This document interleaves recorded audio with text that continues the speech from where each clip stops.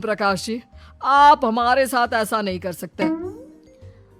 और तुम देखो, अगर तुमने मेरी बेटी से शादी तोड़ी ना, तो जो भी प्रॉपर्टी मैंने तुम्हें दी है वो तो पूरी की पूरी वापस ले ही लूंगा, और आधी प्रॉपर्टी तुम्हारी भी लूंगा। अरे, मेरी आधी प्रॉपर्टी भला क्यों लेंगे आप? इसलिए क्योंकि मेरी बेटी को आधा नजर आता है और उसकी नजर अभी तक तुम्हारी आधी जायदाद पर ही पड़ी है।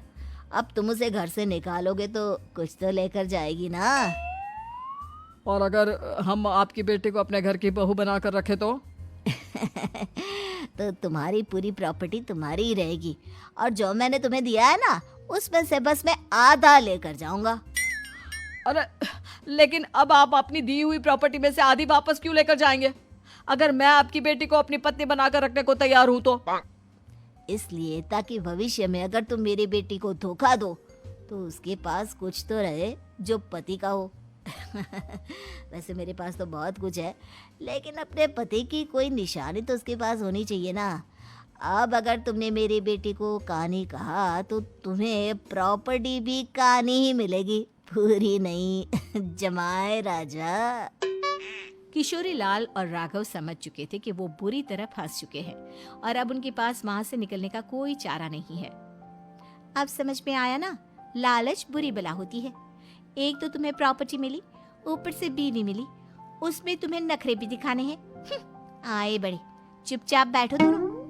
कुछ दिनों के बाद नैना राघव की कार लेकर बाजार घूमने निकलती है और जब कार लेकर वापस आती है, ये क्या? एक तरफ से मेरी गाड़ी पूरी खराब हो चुकी है।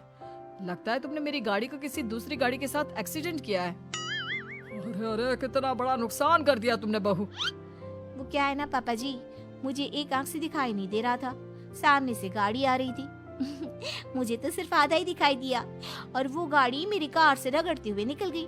अब मैं क्या करूं बताओ? आप इसे ठीक कराने के पैसे कौन देगा? तुम्हारे पापा। तुमने मुझसे इस तरह से बात की? अभी रुको। नैना राघव की शिकायत ओम प्रकाश को कर देती है। देखो राघव, अब जो मेरी आधी प्रॉपर्टी तुम्हारे पास थी ना, उसमें से आधी और मैं लेकर जाऊंगा, क्योंकि तुमने मेरी बेटी को डांटा। अरे नहीं नहीं पापा जी, गलती हो गई, माफ कर दो। गलती की तो कोई गुंजाइश ही नहीं। अगली बार मेरी बेटी को डांटा तो बची हुई आधी में से आधी और ले जाऊंगा। लालच के चक्कर में हम दोनों ने बहुत बड़ी गलती कर दी बेटा। एक तो तुम्हें कानी बहू मिली और ऊपर से जो माल मिला वो भी काना। इस तरह राघव की हर एक गलती पर ओम प्रकाश उसकी प्रॉपर्टी का आधा आधा हिस्सा लेकर अपना सारा माल वापस ले गया और राघव को कानी बीवी से काम चलाना पड़ा।